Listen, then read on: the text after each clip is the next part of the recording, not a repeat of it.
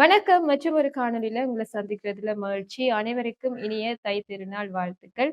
இன்றைய இந்த சந்தோஷமான நாள்ல வந்துட்டு என்ன விஷயத்த பத்தி நாங்க பார்க்க போறோம் அப்படின்னு சொன்னா, ஒன்று வந்துட்டு இந்த கொடுப்பனவு எப்ப கிடைக்க போகுது? கொடுப்பனவு எல்லாருக்கும் அதிகரிச்சிருக்குது. அதுவுமே ஒரு சந்தோஷமா இருக்கு. அதிகரிக்கப்பட்டிருக்கு, காலம் நீடிக்கப்பட்டிருக்குது. அந்த கொடுப்பனவு தை மாதத்துக்கான கொடுப்பனவு கிடைச்சிட்டுதா? எப்ப கிடைக்கும் என்ற கேள்விதான் வந்து அதிகமா இருக்குது. அதுக்கான ஒரு விடையாகவும், அதைத் தொடர்ந்து சமுர்த்தியில இருந்துட்டு ஒரு புதிய திட்டம் ஒன்று அறிமுகப்படுத்த போறாங்க. குறைந்த வருமானம் பெறக்கூடியவங்களுக்கு. அது என்ன மாதிரி இருக்க போகுது என்ற விஷயமும், அதேபோல மீளாய்வு சம்பந்தமாக மீளாய்வு எப்ப நடக்க போகுது? என்ன மாதிரி நடக்க போகுது? இந்த மாதிரியான விஷயமும், அதேபோல 2ஆம் கட்டம் தொடர்பாகவுமே வந்துட்டு கேட்டிருந்தீங்க. இது பற்றிய தகவல்கள தான் வந்து இன்றைய காணொளியில பார்க்க போறோம். அதுக்கு முன்னால நீங்க இன்னைக்கு தானே இந்த சேனலுக்கு வந்திருக்கிறீங்க அப்படின்னு சொன்னா, மறக்காம சப்ஸ்கிரைப் பண்ணிருங்க. தொடர்ந்து பேசலாம்.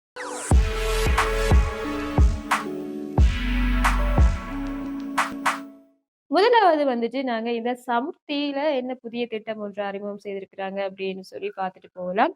சமுர்த்திய பொறுத்தவரைக்குமே வந்துட்டு இந்த குறைந்த வருமானம் பெறக்கூடிய குடும்பங்களுக்கு. ஒவ்வொரு கிராம சேவகர் பிரிவுல இருந்தும் 50 குடும்பங்கள வந்து தெரிவு செய்ய போறாங்க. இந்த குறைந்த வருமானம் பெறக்கூடிய குடும்பங்கள. அந்த குடும்பங்களுடைய வாழ்வாதாரத்த மேம்படுத்துவதற்கான ஒரு திட்டமாக தான் இது இருக்க போகுது. இதுக்கான கால வரையறைய பார்த்தீங்க அப்படின்னு சொன்னா 2025 தொடக்கம் 2027 வரைக்கும் இது வந்து 1ஆம் கட்டமாக வந்து நடைமுறைப்படுத்த போகுது. அதைத் தொடர்ந்து இனி வரக்கூடிய காலங்கள்ல அடுத்தடுத்து கட்டங்கள வந்துட்டு அவங்க நடைமுறைப்படுத்துவாங்க. இந்த 1ஆம் கட்டத்துக்குள்ள இந்த 50 குடும்பங்கள தெரிவு செய்து என்ன செய்ய போறாங்க அப்படின்னு சொல்லி பார்த்தா, அதுக்கான அப்டேட் வந்துட்டு இன்னுமே கிடைக்கல. இனி வரக்கூடிய காலங்கள்ல அது தொடர்பாக வெளிவரக்கூடிய அப்டேட்ட அறிய தர்றதுக்கு தயாராக இருக்கிறேன்.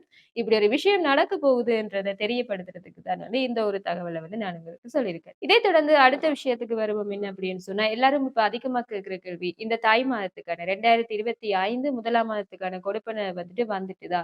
எல்லாருமே ரொம்ப ஆவலா எதிர்பார்த்துட்டு இருக்காங்க. ஏன் அப்படின்னு சொன்னா, இந்த கொடுப்பன வந்து அதிகரிக்கப்பட்டதால. 17,500 அதேபோல 10,000 அதேபோல 5,000 கொடுப்பனவு எடுக்கக்கூடிய ஆட்களுக்கு வந்துட்டு கால வரையறை நீடிக்கப்பட்டிருக்கிறதால, எல்லாரும் ஆவலா இருக்கிறாங்க. அப்ப இந்த கொடுப்பனவு கிடைக்கும் அப்படின்னு சொல்லிட்டு. இதுவரைக்குமே வந்துட்டு இப்ப வந்து நேரம் வந்து 9:30 இதுவரைக்குமே வந்துட்டு இந்த காணொளி நான் இப்ப ரெக்கார்ட் பண்ணி கொண்டிருக்க இந்த நேரம் வரைக்குமே வந்துட்டு இது தொடர்பான எந்த ஒரு அப்டேட்டுமே வந்துட்டு கிடைக்கல. வழமையா வந்துட்டு 8ல இருந்து 10ஆம் தேதிக்குள்ள வந்து கிடைக்கக்கூடிய மாதிரி இருக்கு. இந்த முறை லேட் ஆகுறதுக்கு காரணம் வந்து இதுவாக கூட இருக்கலாம். ஏன்னு சொன்னா கொடுப்பன வந்து அதிகரிக்கப்பட்டிருக்குது. 17,500 அதேபோல 8,500 எடுக்கக்கூடியவங்களுக்கு 10,000 இப்படி அதிகரிக்கப்பட்டதால கூட வந்து ஒருவேளை லேட் ஆகியிருக்கலாம். வரக்கூடிய காலங்கள்ல வந்து கிடைக்கும். இது தொடர்பான அப்டேட் வந்துட்டு காசு போட்டிருக்கிறாங்க அப்படின்னு சொன்னா, அத உங்களுக்கு அறிய தர்றதுக்கு நாங்களுமே தயாராக இருக்கிறோம். இதுவரைக்கும் வந்துட்டு அந்த கொடுப்பனவு கிடைக்கலன்றது தான் வந்து ஒரு விஷயமாக இருக்க போகுது. அடுத்தது வந்து மீளாய்வு தொடர்பாக வந்து நிறைய பேர் கேட்கிறீங்க. எங்களுக்கு இதுவரைக்கும் கிடைக்கவே இல்ல. ஆஸ்வாசனுக்கு நாங்க 1ஆம் கட்டம் விண்ணப்பம் செய்திருந்தோம். இதுவரைக்கும் எங்களுக்கு கிடைக்கல. நாங்க என்ன செய்றது? அப்படின்ற ஒரு குழப்பத்தோடயே வந்து நிறைய பேர் இருக்கிறாங்க. அந்த நேரத்துல வந்து அவங்களுக்கு கொடுக்கப்பட்டிருக்கக்கூடிய அந்த கால வரையறைக்குள்ள அவங்க மேன்முறையீடு செய்திருப்பாங்க அப்படின்னு சொன்னா, இனி வரக்கூடிய காலங்கள்ல வந்து மீளாய்வு வந்து நடக்கும்.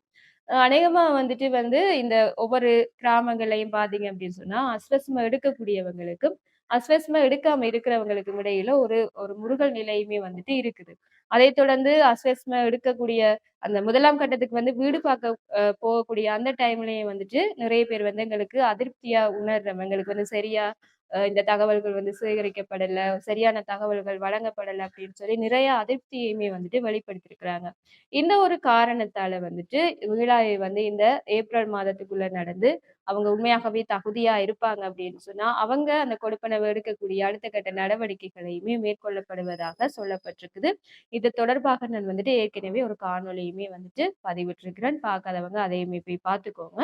அதுக்கான லிங்கையுமே வந்துட்டு நான் டிஸ்கிரிப்ஷன்ல குடுக்குறேன். அடுத்தது வந்து 2ஆம் கட்டம் தொடர்பாக நிறைய பேர் கேட்டிருந்தீங்க. அது பற்றி எந்த ஒரு அப்டேட்டுமே நீங்க குடுக்குறீங்களா அப்படின்னு சொல்லியுமே நிறைய பேர் வந்து கேட்டிருந்தீங்க. 2ஆம் கட்டம் தொடர்பாக வந்து தற்போது அலுவலர்களுக்கு, அதாவது பிரதேச செயலர் ரீதியாக, மாவட்ட செயலர் ரீதியாக வந்து அந்த உத்தியோகத்தர்களுக்கு வந்துட்டு அறிவிக்கப்பட்டிருக்குது. இந்த குழு எப்படிப்பட்ட குழுவா இருக்கணும். அதாவது வீடு பார்க்க போற குழு எப்படி இருக்கணும். இதுக்குள்ள யாரெல்லாம் உள்வாங்கப்பட போறாங்க. என்ன மாதிரியாக இது நடக்க போகுதுன்ற விஷயங்கள வந்து அவங்களுக்கான அறிவுறுத்தல் வந்து கொடுக்கப்பட்டிருக்குது. அது தொடர்பான சுற்றறிக்கையுமே வந்து வெளியிடப்பட்டிருக்குது. இனி வரக்கூடிய காலங்கள்ல இது தொடர்பான அடுத்த கட்ட நடவடிக்கைகள வந்து மேற்கொள்வாங்க. இனி வரக்கூடிய காலங்கள்ல தான் இந்த வீடு பார்க்க வர அந்த செயற்பாடுகள் வந்து நடக்கும். அதனால அது தொடர்பாகவும் வந்துட்டு அப்டேட் கிடைக்கிற சந்தர்ப்பத்துல உடனடியாக உங்களுக்கு அறிய தருகிறேன். அதனால வந்துட்டு திகதி வந்து உறுதிப்படுத்தப்பட்டதாக அறிவிக்கும் வரை வந்து நான் உங்களுக்கு அத வந்து தெரியப்படுத்த முடியாது. இத்தனையாம் திகதி தான் நான் கொடுக்கலாம் அப்படின்னு சொல்லி என்னோட ஊகத்துல வந்து உங்களுக்கு நான் சொல்ல முடியாது. நீங்களும் அத கேட்டு ஏமாறுற ஒரு நிலைமையாக போயிரும். அதனால உத்தியோகபூர்வமாக அந்த திணைக்களங்கள் அறிக்கைகள் வெளியிடுகின்ற சந்தர்ப்பத்துல தான் உத்தியோகபூர்வமாக எனக்கு தெரியும் அப்படின்ற பட்சத்துல மட்டும் தான் உங்களுக்கு நான் அந்த திகதிய அறிவிக்கக்கூடிய மாதிரியாக இருக்கும். இது தொடர்பாக வந்து இந்த திணைக்களங்கள் வெளியிடக்கூடிய வர்த்தமானிகள், இது தொடர்பான விஷயங்கள் வந்துட்டு உறுதிப்படுத்தப்பட்டதாக கிடைக்கின்ற போது, உடனடியாக உங்களுக்கு அறிய தர்றதுக்கு தயாராக இருக்கிறேன். மற்றும் ஒரு அப்டேட்டோட சந்திக்கிறேன். நன்றி.